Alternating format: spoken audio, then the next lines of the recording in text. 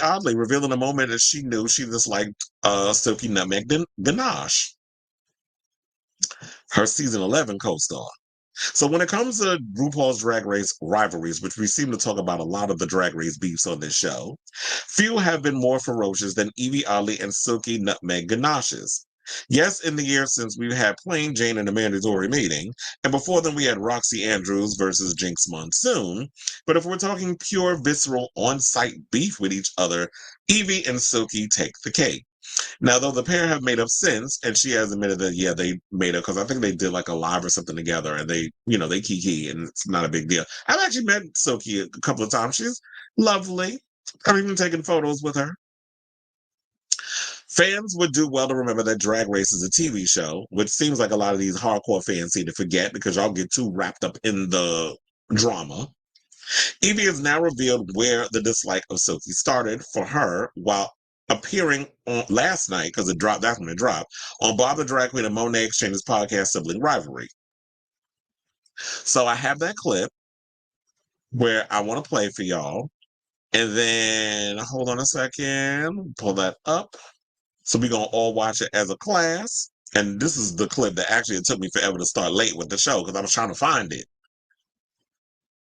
So hold on a second and we'll get right into it and then we'll come back and talk.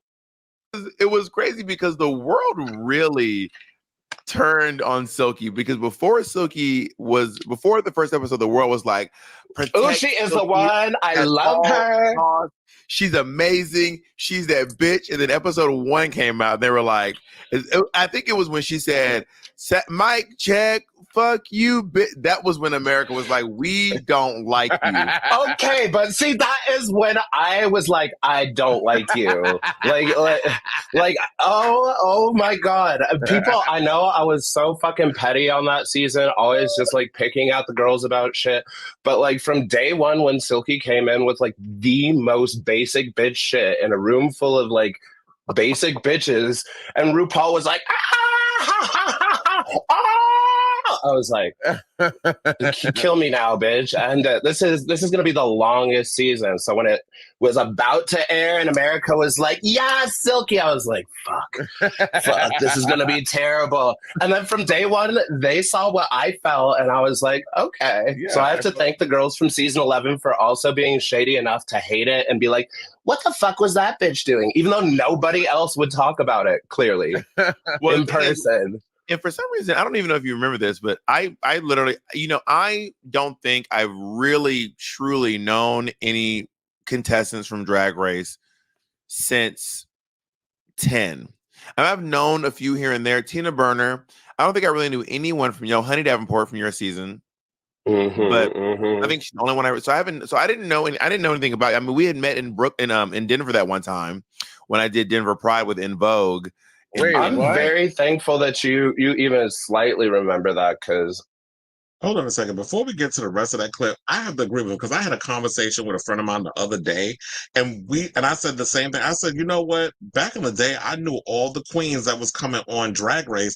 Like Tina Burner is from New York, so I was aware of her, and we're friends on social media. Also, there was, Bianca Del Rio because she did a podcast with Degan Ardicio, and I knew him through her, and also Lady Bunny because they're good friends. So, and then Honey Davenport, I've known her for years, and so many other queens that have come on the show in the early seasons. And I knew Jiggly Caliente because she used to do The Web, which was the Asian gay club that's no longer around in New York. That's also, I always tell this, that's the way I met Max Connor before. He was Max Connor. He was Cliff, going by his government name when he was a go-go dancer. And that was before he got into porn.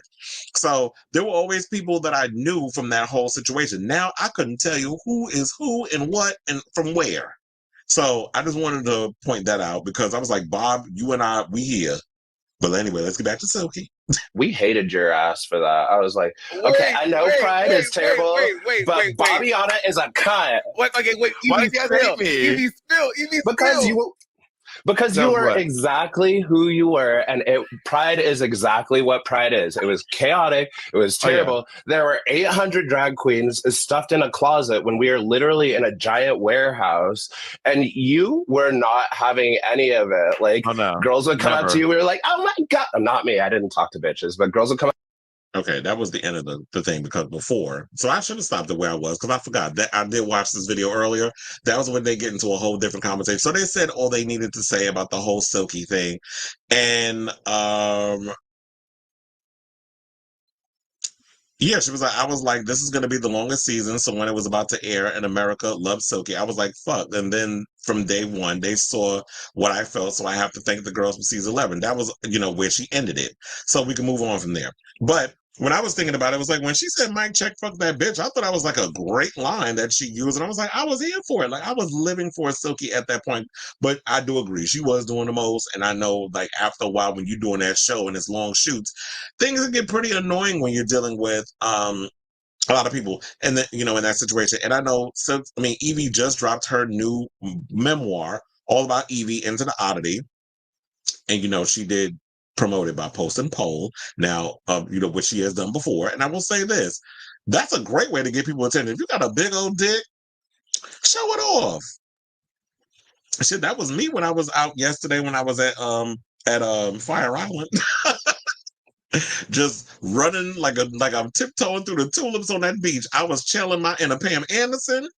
You know how they was running on the beach in Baywatch, getting in that water, and child, that current was crazy. I was like, don't pull me out in don't pull me out in the ocean, because yeah, the black side of me definitely came out yesterday. My ass can't swim, so I was like, I ain't going that far out in the water. And then I ended up drowning in that nasty ass salt water, or these days, they got sharks coming up on the shore. So, and if they also talked about the grievances aired in the band All Star 7 reunion, which was hosted by Bob the Drag Queen. And she said, we did it on our own because, who would have guessed, but a bunch of winners secretly had more things to say about the season that was ever shown. I know I would have been the star of the reunion. And so she had felt like that they were kind of like sticking it to her because she was speaking out about the show. And she feels like a lot of things that was supposed to be happening, because I think she said that she was supposed to be tied in with that whole book company that RuPaul is attached to. And because she was speaking out of term and saying certain things and being critical of the show, that they opted not to go with her. And so that's why I tell y'all, when it comes to the business, when y'all start speaking out about things and you try to be fair and open up about things, a lot of these gatekeepers will try to find a way to sabotage and fuck with your bag because they don't want you speaking out about a show. It's like, well, yeah, we did what we did on the reality show, but what you're not going to do is try to control my narrative and my mouth and those other stuff when I'm out here in real life. So I didn't mind the whole situation with Mike Check FTB. And then Silky, in my opinion, I know she was like, a lot of people despised her on her season, and I was really rooting for her to like get that redemption, I should say, arc when she was on All Stars, when she came back, a la Roxy Andrews. However, I felt like she was holding back too much. She was self-producing. And then it was just like, Silky, are you heavily medicated? Are you on the Xanax? Like, where's that energy? Like, you wasn't giving what needs to be given. And so she was like boring on her season. She really wasn't bringing it. And I felt like because she was holding back a bit, it was that self-sabotage creeping in. So I hope that, Silky does find a way to come back on All Stars and really show her side of changing. Wait, is she on I thought, man, I don't know. I could be wrong. I thought I heard something other that she was back on a new season of All Stars. I don't remember. But if she is, and let me know in the comments. Now, speaking of comments, what do y'all think of this story? Were y'all as irritated with Silky during season 11 like Yvie was?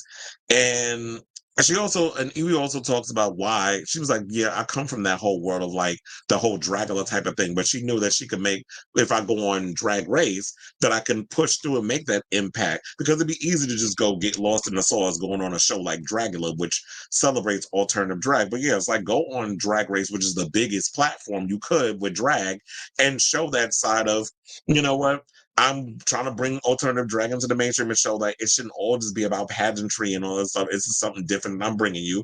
And Silky definitely did that. So let me know what you guys think of this story in the comments down below.